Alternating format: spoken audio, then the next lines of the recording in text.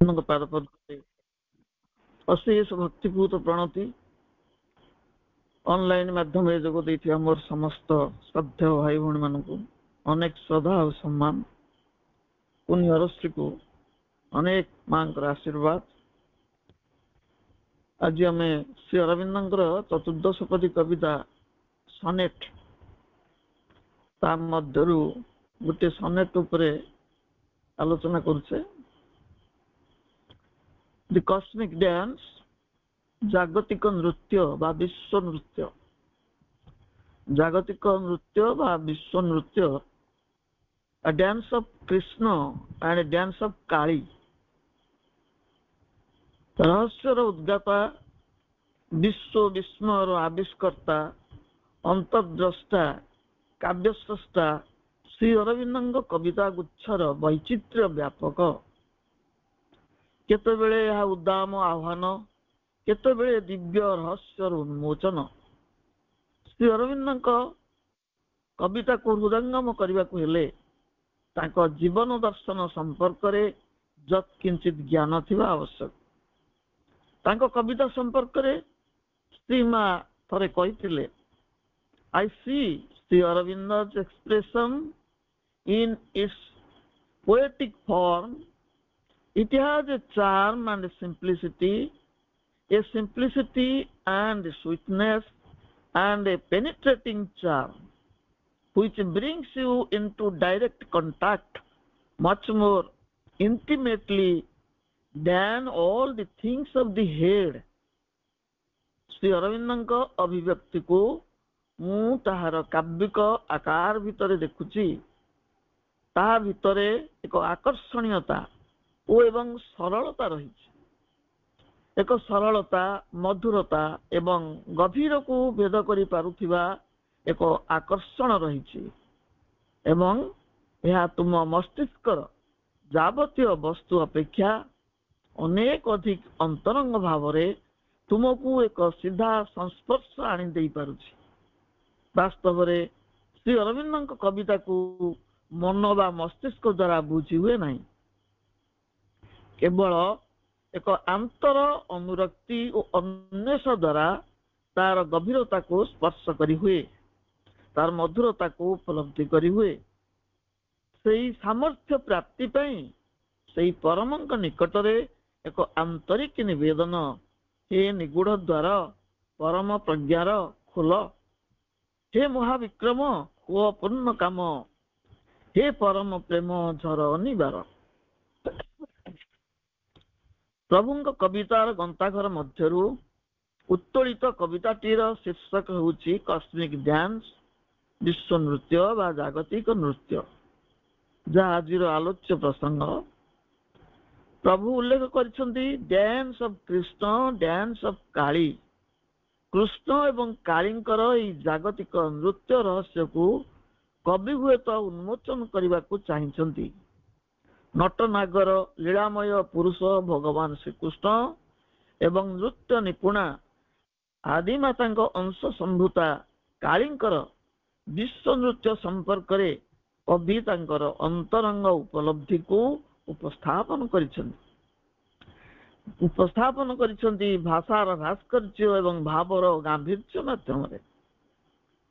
ନାଟ୍ୟଶାସ୍ତ୍ର ଅନୁସାରେ ନୃତ୍ୟ ଓ ସଙ୍ଗୀତ ହେଉଛି ଗାନ୍ଧର୍ବ କଳା ବା ଗାନ୍ଧର୍ବ ବିଦ୍ୟା।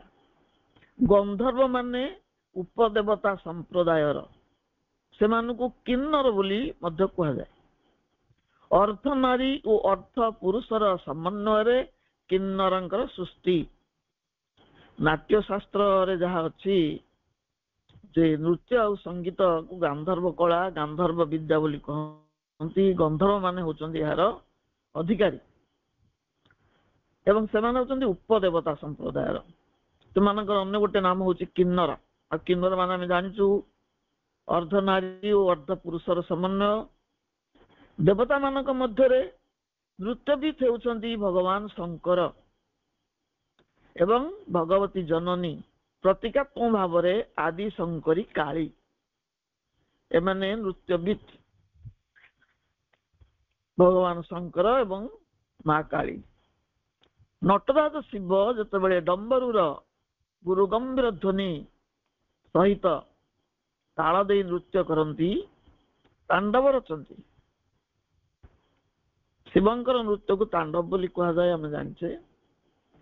ତେଣୁ ଯେତେବେଳେ ନଟରାଜ ଶିବ ଡମ୍ବରୁର ଗୁରୁଗମ୍ଭୀର ଧ୍ୱନି ସହିତ ତାଳ ଦେଇ ତାଣ୍ଡବ ରଚନ୍ତି, ସେତେବେଳେ ସାରା ସୃଷ୍ଟି ପ୍ରକମ୍ପିତ ହୁଏ, ପ୍ରଳୟର ଦୁନ୍ଦୁଭି ବାଜେ। ଲାସ୍ୟମୟୀ ମହାମାୟା ପୁନଃ ସୃଷ୍ଟି ନିର୍ମାଣ କରନ୍ତି। ଶିବ ଶକ୍ତିଙ୍କର ମିଳିତ ନୃତ୍ୟ ହେଉଛି ଲାସ୍ୟ ଓ ତାଣ୍ଡବର ସମନ୍ୱୟ। ସେତେବେଳେ ଦେବଦେବ ମହାଦେବ ଅର୍ଦ୍ଧନାରୀଶ୍ୱର ରୂପରେ ପ୍ରତିଭାତ ହୁଅନ୍ତି। ସେଇଭଳି ଅର୍ଦ୍ଧନାରୀଶ୍ୱର ବିଭାବକୁ ଧାରଣ କରନ୍ତି କିନ୍ନର ମାନେ। ମହାନଟୀ ଶିବ ଏବଂ ମହାନଟୀ ଶିବାଙ୍କ ଠାରୁ ଏ ନୃତ୍ୟ କଳା ଆହରଣ କରିଛନ୍ତି କିନ୍ନର ଗୋଷ୍ଠୀ। ଏହା ହୁଏତ ଏକ ସମ୍ଭାବ୍ୟ ଆନୁମାନିକ ତଥ୍ୟ। ଏ ସମଗ୍ର ସୃଷ୍ଟି ହେଉଛି ଶିବ ଶକ୍ତିଙ୍କର ଅଦ୍ୱୟ ଆଧାର। ମହାକାବ୍ୟ ସାବିତ୍ରୀରେ ପ୍ରଭୁ ଲେଖିଛନ୍ତି, ଆମେ ପୂର୍ବରୁ ପଢିଛେ, the whole wide world is only he and she, the two who are one and the secret of all power, the two who are one are the might and right in things. Shiva ଶକ୍ତିଙ୍କର ଏ ବିଶାଳ ଜଗତ, ଏହି ଦୁଇ ଏକ ଆଉ ଅଭିନ୍ନ ସତତ, ସର୍ବଗୁପ୍ତ ଶକ୍ତିର ଅଦ୍ୱୟ ଆଧାର, ଏକ ଏ ଯେ ସର୍ବମଧ୍ୟେ ସର୍ବଶକ୍ତି ସାର।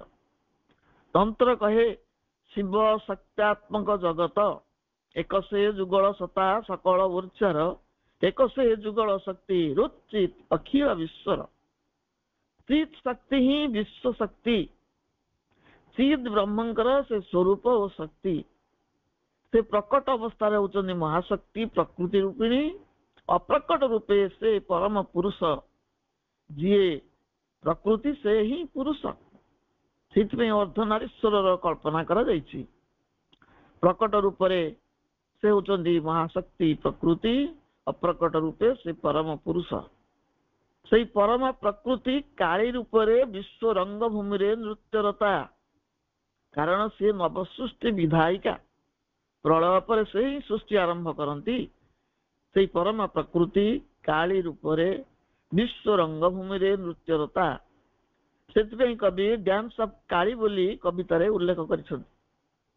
ପରମଙ୍କ ପୂର୍ଣ୍ଣ ଅବତାର ଭଗବାନ ଶ୍ରୀକୃଷ୍ଣ ବିଶ୍ୱଲୀଳାରେ କାଳୀଙ୍କର ନୃତ୍ୟ ସଙ୍ଗୀ ଭାବେ ନଟବର ନଟନାଗର ରୂପେ ନୃତ୍ୟ ପରିବେଷଣ କରୁଛନ୍ତି, ଯାହାକୁ କବି ଡ୍ୟାନ୍ସ ଅଫ୍ କୃଷ୍ଣ ବୋଲି ପ୍ରକାଶ କରିଛନ୍ତି। ଲୀଳାମୟ ପୁରୁଷଙ୍କର ଏ ନୃତ୍ୟ ଲଳିତ ମାଧୁର୍ଯ୍ୟର ପ୍ରତୀକ। ଯମୁନା ତଟରେ, କଦମ୍ବ ମୂଳରେ, ତ୍ରିଭଙ୍ଗୀ ଠାଣିରେ ସେ ନୃତ୍ୟ କଲା ବେଳେ ପ୍ରକୃତି ଜନନୀ ବିମୁଗ୍ଧ ଦୃଷ୍ଟିରେ ସେ ନୃତ୍ୟକୁ ସନ୍ଦର୍ଶନ କରି ପୁଲକିତ ହୁଅନ୍ତି। ପ୍ରକୃତି ପୁଲକି ଉଠେ ପରମଙ୍କ ନୃତ୍ୟ ଛଟାରେ। ପୁଲକିତ ହୋଇ ଉଠେ ଯମୁନାର ନୀଳ ଜଳରାଶି। ତରଙ୍ଗର ତାଳେ ତାଳେ ନୃତ୍ୟ କରେ ଯମୁନା। ଶିଖି ପୁଚ୍ଛଧାରୀ ଶ୍ରୀକୃଷ୍ଣଙ୍କ ସହିତ ଶିଖି ଅର୍ଥାତ୍ ମୟୂରୀ ମଧ୍ୟ ପୁଚ୍ଛ ତୋଳି ନୃତ୍ୟ ଆରମ୍ଭ କରେ। ଏହି ବିଶ୍ୱ ନଟ ଯେତେବେଳେ ନୃତ୍ୟ ଆରମ୍ଭ କରନ୍ତି, ସମଗ୍ର ଜଗତ ତାଙ୍କ ତାଳରେ ନୃତ୍ୟ କରିବାକୁ ଆରମ୍ଭ କରେ। ନୃତ୍ୟ ଭଙ୍ଗୀରେ ବୃକ୍ଷର ପତ୍ରରାଜି ଆନ୍ଦୋଳିତ ହୁଏ। ବୃନ୍ତଚ୍ୟୁତ ହୋଇ ବିବିଧ ପୁଷ୍ପ ରଙ୍ଗା ଚରଣରେ ପ୍ରଣତି ଢାଳନ୍ତି। ଝଡ଼ି ପଡ଼େ ଗଛରୁ ପୁଷ୍ପମାନେ ତାଙ୍କ ପାଦ ତଳେ। ନୃତ୍ୟରତ ପାଦ ଯୁଗଳରେ କୋମଳତାର ସ୍ପର୍ଶ ଦିଅନ୍ତି।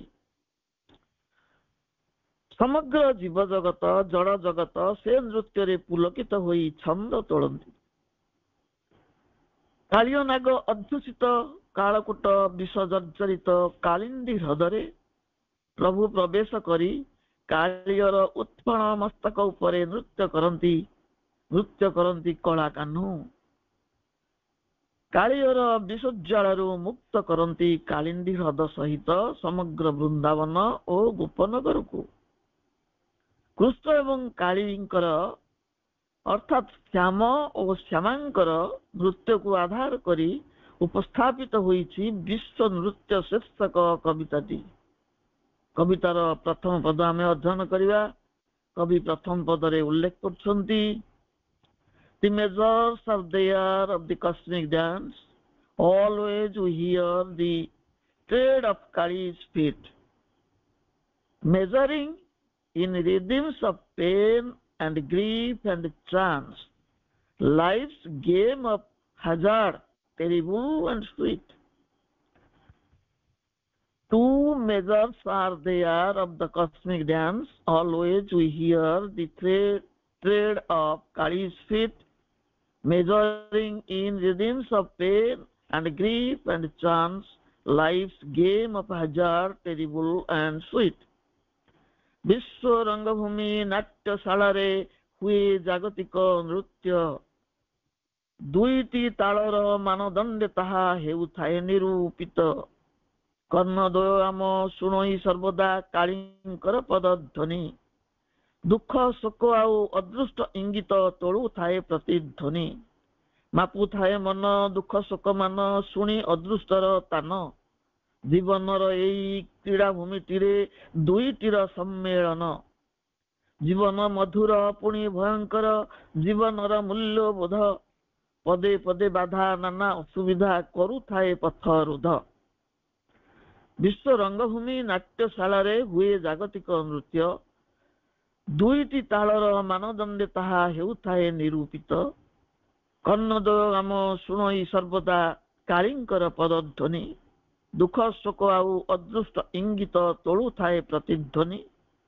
ମାପୁଥାଏ ମନ ଦୁଃଖ ଶୋକ ମାନ, ଶୁଣି ଅଦୃଷ୍ଟର ତାନ। ଜୀବନର ଏଇ କ୍ରୀଡ଼ା ଭୂମିଟିରେ ଦୁଇଟିର ସମ୍ମେଳନ। ଜୀବନ ମଧୁର ପୁଣି ଭୟଙ୍କର, ଜୀବନର ମୂଲ୍ୟବୋଧ। ପଦେ ପଦେ ବାଧା ନାନା ଅସୁବିଧା କରୁଥାଏ ପଥରୁଦ୍ଧ। ଆମେ ପୂର୍ବରୁ ଜ୍ଞାତ ଯେ ଏ ବିଶ୍ୱ ଏକ ବିଶାଳ ରଙ୍ଗମଞ୍ଚ, ନିୟତିର ନାଟ୍ୟଶାଳା। ଏହା ଏକ ଉନ୍ମୁକ୍ତ ରଙ୍ଗମଞ୍ଚ, ଯେଉଁଠି ଅହରହ ବିବିଧ ନୃତ୍ୟ ଅଭିନୟ ଅବ୍ୟାହତ ଭାବେ ଅଭିନୀତ ହେଉଥାଏ। ଏହାର ଇଣ୍ଟରଭାଲ ବା ବିରତି ନାହିଁ। ବିରତି ହିଁ ବିଶ୍ୱ ବିଲୟର ସୂଚନା। ଯେତେବେଳେ ବିରତି ଆସିବ, ବିଶ୍ୱ ବିଲୟ ହବ, ପ୍ରଳୟ ହବ। ଏହି ବିଶ୍ୱ ନୃତ୍ୟ ଦୁଇଟି ତାଳକୁ ଅନୁସରଣ କରେ। ବିଶ୍ୱ ନୃତ୍ୟ କସ୍ମିକ ଡ୍ୟାନ୍ସ ଦୁଇଟି ତାଳକୁ ଅନୁସରଣ କରେ। ଦୁଇଟି ଦୃଷ୍ଟିକୋଣରୁ ଏ ନୃତ୍ୟର ରହସ୍ୟକୁ ବିଚାର ବା ବିଶ୍ଳେଷଣ କରାଯାଏ। ମାତ୍ର ସାଧାରଣ ମନୁଷ୍ୟର ଏହା ସାଧ୍ୟ ନୁହେଁ। ତେଣୁ ପ୍ରତି ମୁହୂର୍ତ୍ତରେ କିଛି ନା କିଛି ଆକସ୍ମିକତାର ସମ୍ମୁଖୀନ ହୋଇ ଆମେ ବିସ୍ମିତ, ବିହ୍ୱଳ ଓ ଚମତ୍କୃତ ହେଉ। ଏହି ଯୋଉ ନୃତ୍ୟ, ରହସ୍ୟମୟ ନୃତ୍ୟ, ତାକୁ ଆମେ ବିଚାର ବା ବିଶ୍ଳେଷଣ କରିପାରିବା ନାହିଁ। ସାଧାରଣ ମନୁଷ୍ୟର ଏହା ସାଧ୍ୟ ନୁହେଁ, କାରଣ ପ୍ରତି ମୁହୂର୍ତ୍ତରେ କିଛି ନା କିଛି ଆକସ୍ମିକତାର ସମ୍ମୁଖୀନ ହେବାକୁ ପଡିବ। ହଠାତ୍ କଣ କିଛି ଘଟିଯିବ। ବିହ୍ୱଳ ଏବଂ ଚମତ୍କୃତ ହେଉ, କେତେବେଳେ ବେଦନା ବିଧୁର ତ କେତେବେଳେ ଆନନ୍ଦ ମଧୁର। ସେ ଦୁଇଟି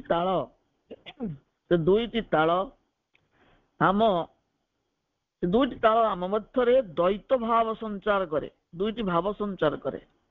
ମାତ୍ର ସେ ରହସ୍ୟର ଗର୍ଭଗୃହକୁ ପ୍ରବେଶ କରନ୍ତି ଚିର ରହସ୍ୟ ସନ୍ଧାନୀ ଦୁଃସାହସିକ ଯୋଗଯାତ୍ରୀ ଶ୍ରୀ ଅରବିନ୍ଦ।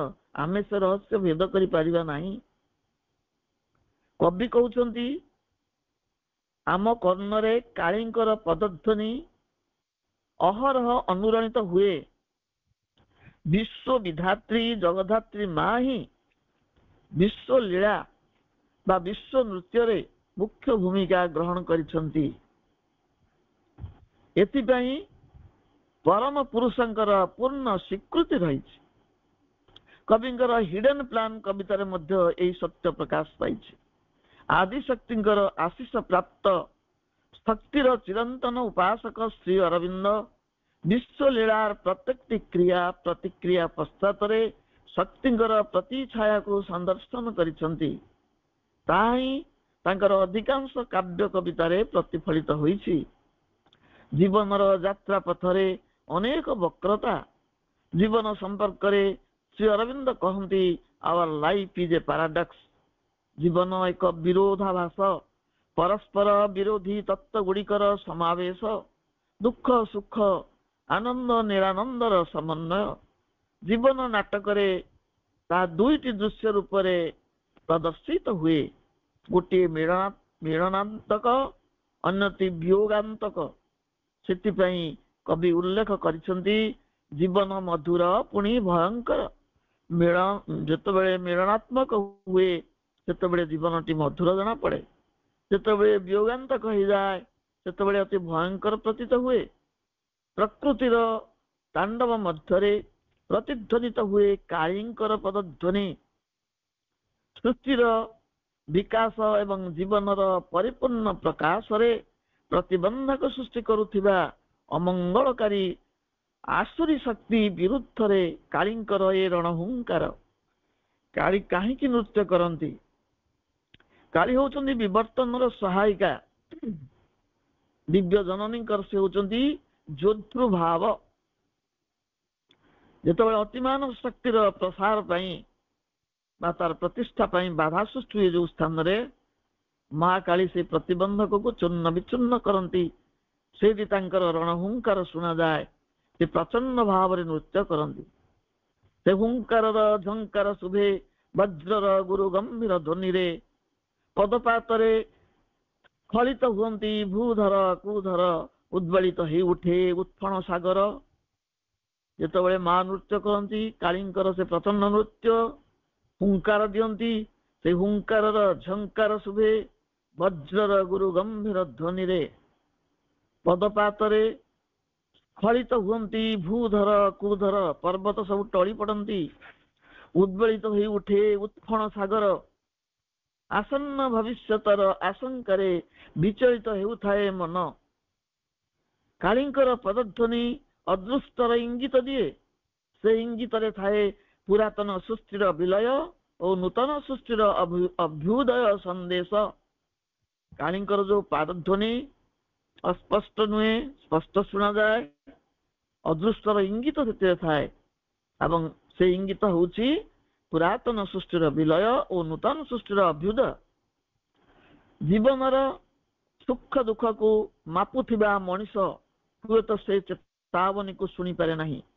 ଜୀବନରେ ମଣିଷ ତାର ସୁଖ ଦୁଃଖକୁ ହିସାବ କରୁଛି, ମାପୁଛି। ସେ ଚେତାବନୀକୁ କାନ ଦେଇନାହିଁ। ତିକ୍ତ ମଧୁର ଅନୁଭୂତି ମାନଦଣ୍ଡରେ ସ୍ଥିର ହୁଏ ଜୀବନର ମୂଲ୍ୟବୋଧ। ବ୍ୟକ୍ତି ତା ଜୀବନର ମୂଲ୍ୟବୋଧକୁ ସ୍ଥିର କରୁଥାଏ କିଛି ତିକ୍ତ ଓ ମଧୁର ସ୍ମୃତି ଚାରଣ କରି।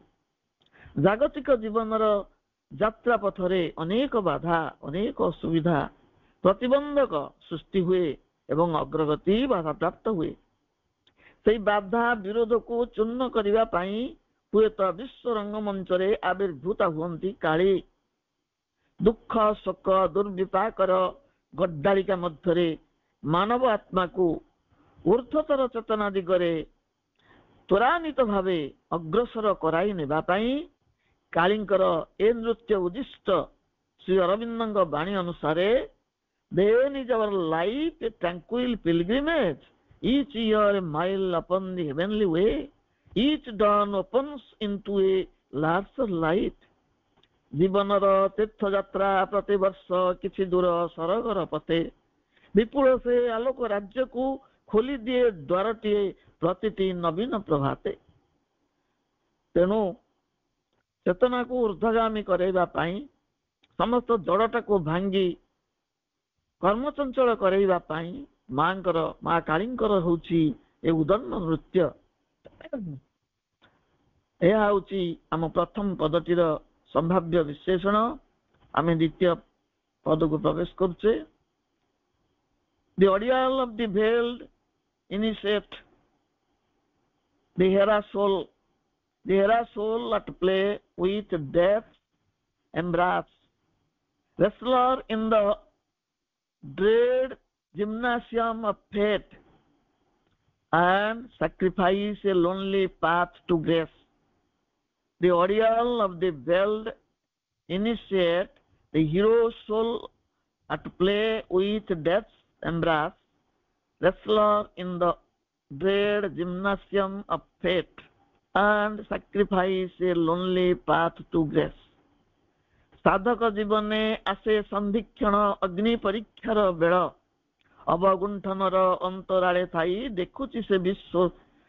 ସାଧକ ଜୀବନେ ଆସେ ସନ୍ଧିକ୍ଷଣ ଅଗ୍ନି ପରୀକ୍ଷାର ବେଳା, ଅବଗୁଣ୍ଠନର ଅନ୍ତରାଳେ ଥାଇ ଦେଖୁଛି ସେ ବିଶ୍ୱ ଲୀଳା।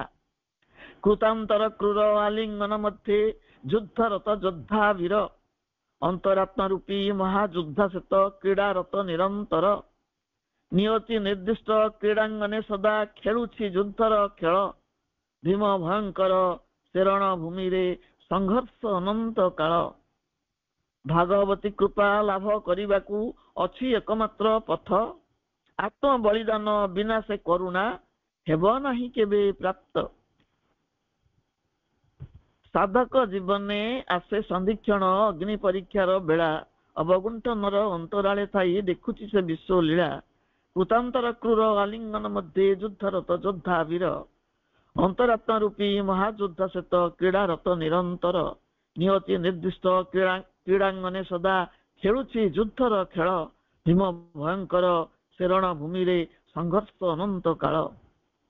ଭାଗବତୀ କୃପା ଲାଭ କରିବାକୁ ଅଛି ଏକମାତ୍ର ପଥ, ଆତ୍ମ ବଳିଦାନ ବିନା ସେ କରୁଣା ହେବ ନାହିଁ କେବେ ପ୍ରାପ୍ତ। ଆଲୋଚ୍ୟ ପଦଟିରେ କବି ଜଣେ ସାଧକ ଜୀବନ ଉପରେ ଆଲୋକପାତ କରିଛନ୍ତି। ଜଣେ ସାଧାରଣ ବ୍ୟକ୍ତିର ଜୀବନ ଏବଂ ଜଣେ ସାଧକର ଜୀବନ ଯାତ୍ରା ମଧ୍ୟରେ ଆକାଶ ଓ ପାତାଳର ପ୍ରଭେଦ। ସାଧାରଣ ବ୍ୟକ୍ତିର ଜୀବନ ଯାତ୍ରା ଓ ସାଧକର ଜୀବନ ଯାତ୍ରା ମଧ୍ୟରେ ଅନେକ ତଫାତ ରହିଛି। ସାଧାରଣ ମନୁଷ୍ୟଟିଏ ସାଂସାରିକ ଭୋଗ ମାର୍ଗରେ ଯାତ୍ରା କଲା ବେଳେ ସାଧକଟିଏ ଦୁଷ୍କର ଯୋଗ ପଥର ଅଭିଯାତ୍ରୀ ହେଇଥାଏ। ଏହି ମାର୍ଗଟି ପୂର୍ବ ପ୍ରସ୍ତୁତ ପରିଚିତ ପଥ ନୁହେଁ, ସମ୍ପୂର୍ଣ୍ଣ ପରିଚିତ ଅନାବିଷ୍କୃତ ଏକ କଣ୍ଟକିତ ପଥ, ଯେଉଁଠି ଅନେକ ସଂଘର୍ଷ ମଧ୍ୟରେ ପଥ ପ୍ରସ୍ତୁତ କରିବାକୁ ହୁଏ। ଆଗରୁ ବାଟ ପଡ଼ିନାହିଁ। ପୂର୍ଣ୍ଣ ଯୋଗର ପଥ ଆଗରୁ ପ୍ରଲମ୍ବିତ ନୁହଁ। ଏଠି ବ୍ୟକ୍ତି ତାର ଚେତନା ଅନୁସାରେ ସ୍ୱୟଂ ବାଟ ପ୍ରସ୍ତୁତ କରି ଆଗେଇବାକୁ ତାକୁ ପଡେ। ଏହି ମାର୍ଗରେ ପାଦ ଦେବା ସାଧକ ପାଇଁ ସନ୍ଧିକ୍ଷଣ ତଥା ଅଗ୍ନି ପରୀକ୍ଷାର ବେଳ ହେଇଥାଏ, ଯାହା ପଦରେ ଉଲ୍ଲେଖ ଅଛି। ଯୋଗ ଅଗ୍ନିରେ ଦଗ୍ଧ ହୋଇ ଶୁଦ୍ଧ ହେବାକୁ ହୁଏ। ଯୋଗର ଅଗ୍ନିରେ ଦଗ୍ଧୀଭୂତ ହୋଇ ଶୁଦ୍ଧ ହେବାକୁ ହୁଏ। ସାଧକର ଆତ୍ମପୁରୁଷ ଜାଗ୍ରତ ନହେଲେ ଏହି ଯୋଗଯାତ୍ରା ଅଧିକ ବିପଦ ସଂକୁଳ ହେଇ ଉଠେ। ଆନ୍ତର୍ଚେତନାର ଅନ୍ତରାଳରେ ଅବଗୁଣ୍ଠିତ ଅବସ୍ଥାରେ ଥାଇ ଅନ୍ତରାତ୍ମା ଜାଗତିକ ଲୀଳାକୁ ସନ୍ଦର୍ଶନ କରୁଥାନ୍ତି। ସେ ଦେଖୁଛନ୍ତି ଲୀଳା। ସହଜରେ ଅବଗୁଣ୍ଠନ ଖୋଲି ଆତ୍ମପ୍ରକାଶ କରନ୍ତି ନାହିଁ। ସାଧକର ଆସ୍ପୃହା ଅଗ୍ନିରେ ଚେତନାର ଦିଗ୍ବଳ ଯେତେବେଳେ ଉଦ୍ଭାସିତ ହୋଇ ଉଠେ, ଯୋଗ ନିଦ୍ରା ଭାଙ୍ଗି ଜାଗ୍ରତ ହୁଅନ୍ତି ସେହି ଯୋଗୀ ରୂପୀ ଆତ୍ମପୁରୁଷ। ଯୋଦ୍ଧା ରୂପରେ ଆବିର୍ଭୂତ ହୁଅନ୍ତି ସାଧନା ସଂଗ୍ରାମ ଭୂମିରେ। ଯୋଗର କ୍ଷେତ୍ର ହିଁ ଏକ ଯୁଦ୍ଧ ଭୂମି, ଏହା ପ୍ରମାଣିତ ହୋଇଛି ମହାଭାରତର ସମର କ୍ଷେତ୍ରରେ।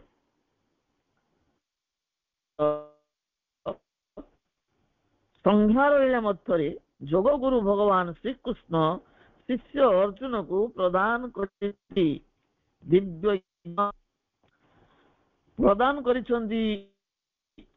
ଯୋଗର ସୂତ୍ର। ଯୋଦ୍ଧାକୁ ଯୋଗୀ ରୂପରେ ଉପସ୍ଥାପିତ କରି ଆଦେଶ ଦେଇଛନ୍ତି ଯୋଗୀର ଭବ, ଯାହାର ଅର୍ଥ ଯୋଦ୍ଧା ରୂପରେ ଯୋଗ ଯୁଦ୍ଧରେ ଅବତୀର୍ଣ୍ଣ ହୁଅ। ଅର୍ଜୁନଙ୍କ ଆତ୍ମପୁରୁଷକୁ ଯୋଦ୍ଧା ରୂପରେ ଅବତୀର୍ଣ୍ଣ କରାଇଛନ୍ତି ଏବଂ ଉଦାହରଣ ସୃଷ୍ଟି କରିଛନ୍ତି ଯେ ଆମର ଅନ୍ତରାତ୍ମା କେବଳ ଯୋଗୀ ନୁହନ୍ତି, ଯୋଦ୍ଧା ମଧ୍ୟ। କୃତାନ୍ତର କ୍ରୂର ଆଲିଙ୍ଗନ ଅର୍ଥାତ ମହାକାଳର ବିଭୀଷିକା ମଧ୍ୟରେ ସେ ଅନବରତ ସଂଗ୍ରାମରତ। ଜଣେ ଯୋଦ୍ଧା ପାଇଁ ଯୁଦ୍ଧକ୍ଷେତ୍ର ହେଉଛି କ୍ରୀଡ଼ାଭୂମି। ଏହି ସତ୍ୟକୁ ଶ୍ରୀ ଅରବିନ୍ଦ ପ୍ରକାଶ କରିଛନ୍ତି ନିୟତି ନିର୍ଦ୍ଦିଷ୍ଟ କ୍ରୀଡ଼ାଙ୍ଗନ ଭାବରେ।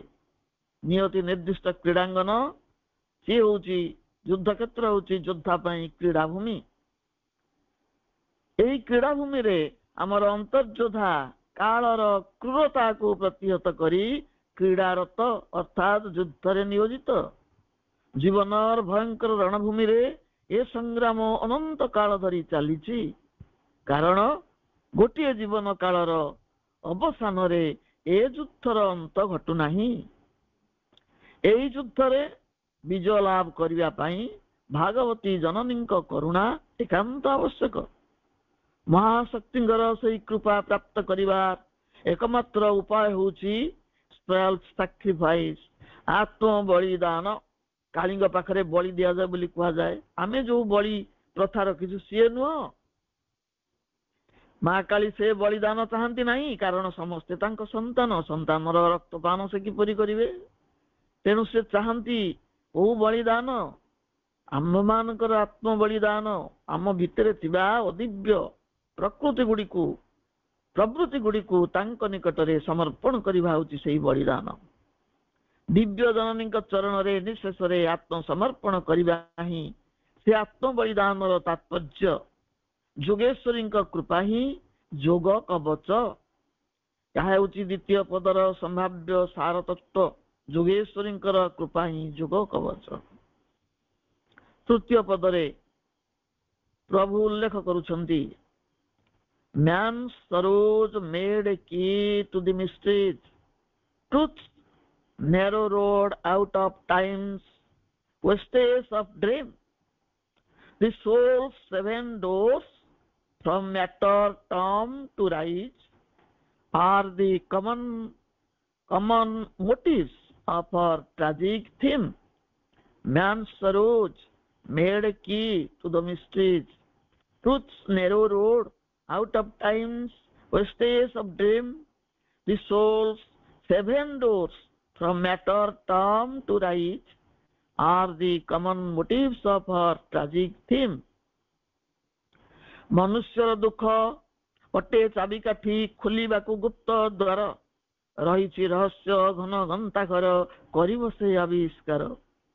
ମହାକାଳଙ୍କର ସ୍ୱପ୍ନର ସହର, ଧୂସର ଉଷର କ୍ଷେତ୍ର। ସତ୍ୟର ସଂକୀର୍ଣ୍ଣ ସରଣୀ ପଡ଼ିବ, ହେବା ପାଇଁ ଉପନୀତ। ଜଡ଼ ସମାଧିରୁ ଉନ୍ମୋଚିତ ହେବ ସପ୍ତ ଦ୍ୱାର ଊର୍ଦ୍ଧ୍ୱ ପଥେ। ଆତ୍ମା ପୁରୁଷର ଊର୍ଦ୍ଧ୍ୱ ଗତି ପାଇଁ ଅଭିପ୍ରେତ ବିଧି ମତେ। ସେହି ଉଦ୍ଦେଶ୍ୟରେ ନୃତ୍ୟରତା କାଳୀ ବିଶ୍ୱ ରଙ୍ଗଭୂମି ପରେ। ଜାଗତିକ ନୃତ୍ୟ ହୁଏ ପ୍ରତିଭାତ ବିୟୋଗାନ୍ତ ନାଟିକାରେ। ମନୁଷ୍ୟର ଦୁଃଖ ଅଟେ ଚାବିକାଠି, ଖୋଲିବାକୁ ଗୁପ୍ତ ଦ୍ୱାର। ରହିଛି ରହସ୍ୟ ଘନ ଗନ୍ତାଘର, କରିବ ସେ ଆବିଷ୍କାର। ମହାକାଳଙ୍କର ସ୍ୱପ୍ନର ସହର, ଧୂସର ଉଷର କ୍ଷେତ୍ର।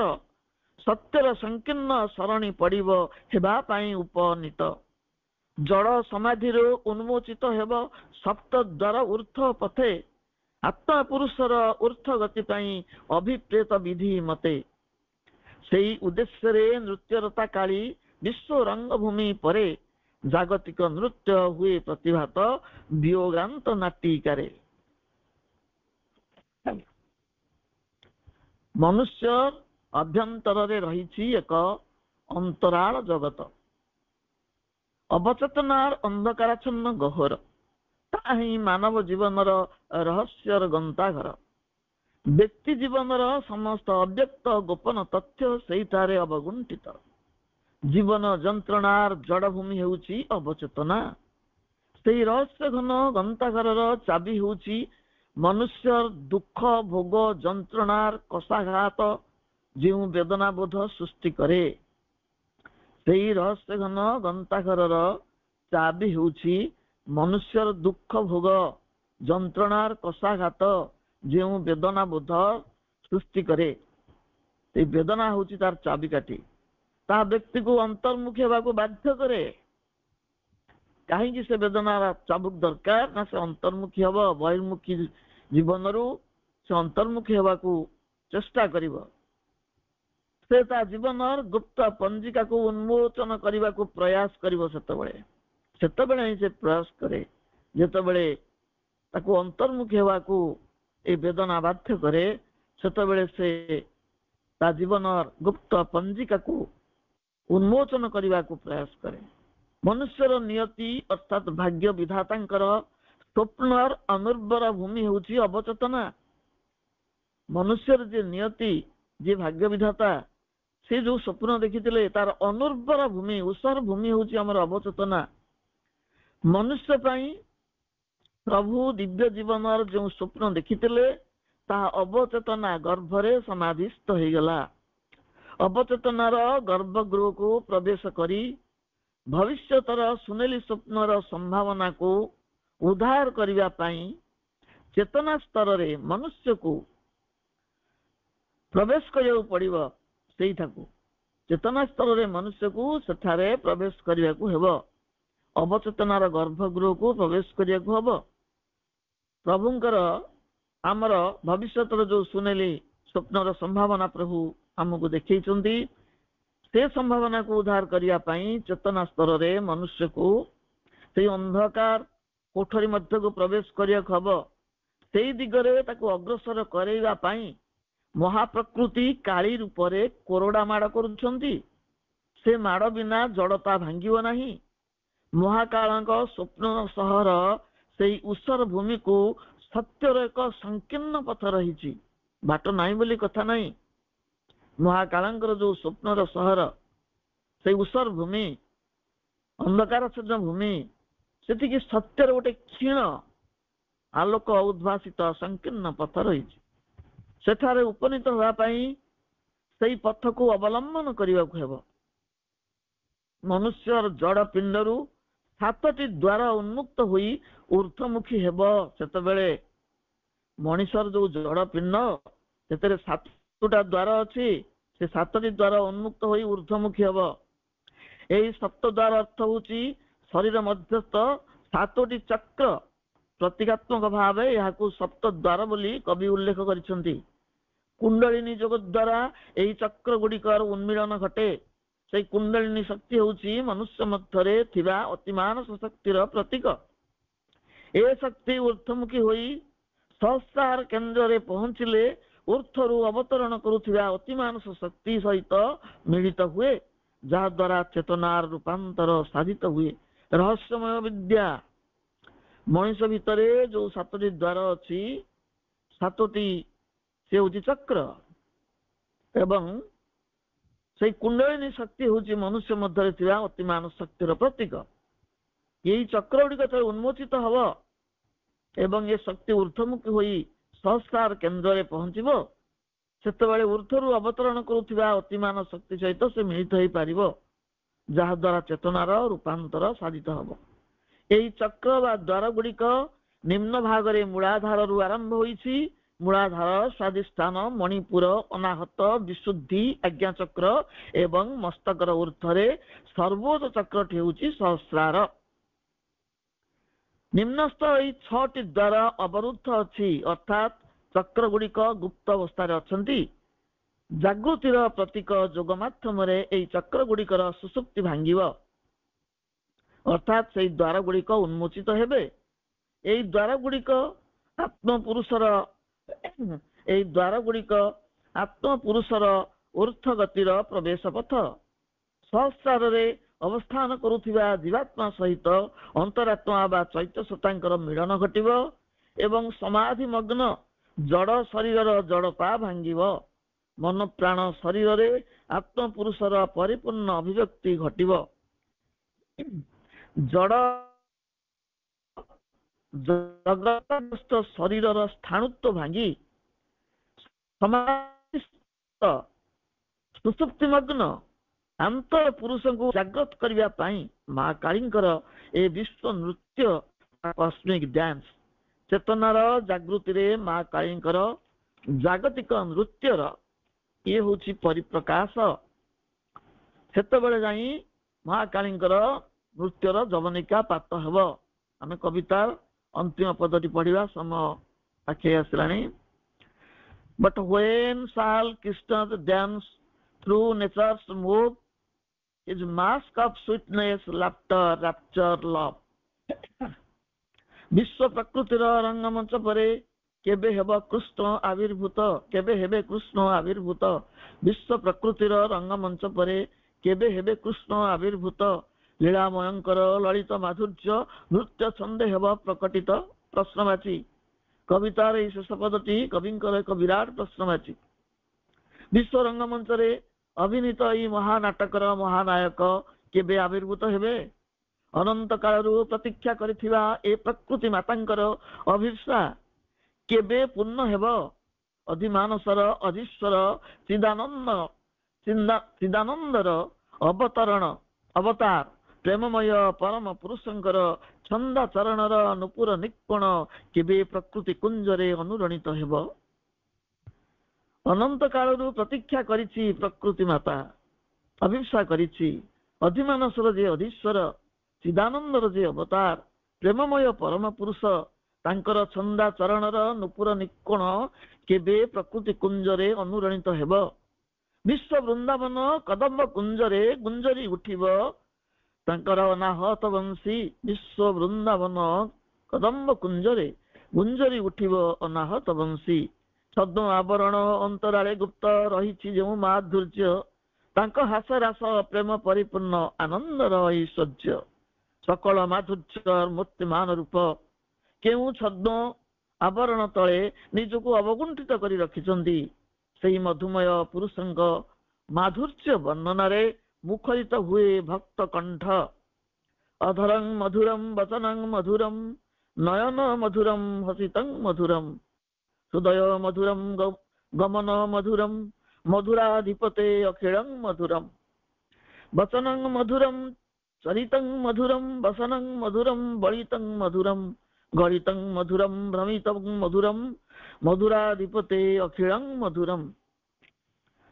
ଅପ୍ରକଟ ସେ ମାଧୁର୍ଯ୍ୟ ପ୍ରକାଶ ଅପେକ୍ଷାରେ ଅଛି। ତାଙ୍କ ରଙ୍ଗ ଧରର ଆକର୍ଷଣୀୟ ମଧୁହାସ୍ୟ ଛଟା ଯମୁନା ତଟରେ ବୃନ୍ଦାବନ ଧାମରେ ଗୋପାଙ୍ଗନା ମାନଙ୍କ ସହିତ ରାସର ମହୋତ୍ସବ, ତାଙ୍କର ଦିବ୍ୟ ପ୍ରେମ ଏବଂ ଆନନ୍ଦର ଐଶ୍ୱର୍ଯ୍ୟ ବିଶ୍ୱ ରଙ୍ଗମଞ୍ଚର ପର୍ଦ୍ଦା ଅନ୍ତରାଳରେ ଆଉ କେତେ ଦିନ ଗୁପ୍ତ ହୋଇ ରହିବ ବୋଲି ପ୍ରଶ୍ନ ଉତ୍ଥାପନ କରିଛନ୍ତି କବି। ହେଲେ ଏ ପ୍ରହେଳିକାର ସମାଧାନ ହେଉଛନ୍ତି ସ୍ୱୟଂ ଶ୍ରୀ ଅରବିନ୍ଦ।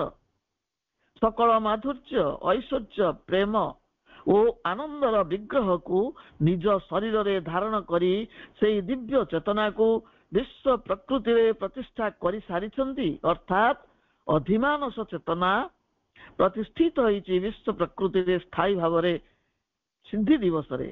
ତେଣୁ ସେ ଦିବ୍ୟ ଚେତନା ଶ୍ରୀକୃଷ୍ଣଙ୍କର ଚେତନାକୁ ସେ ବିଶ୍ୱ ପ୍ରକୃତିରେ ପ୍ରତିଷ୍ଠା କରି ସାରିଛନ୍ତି।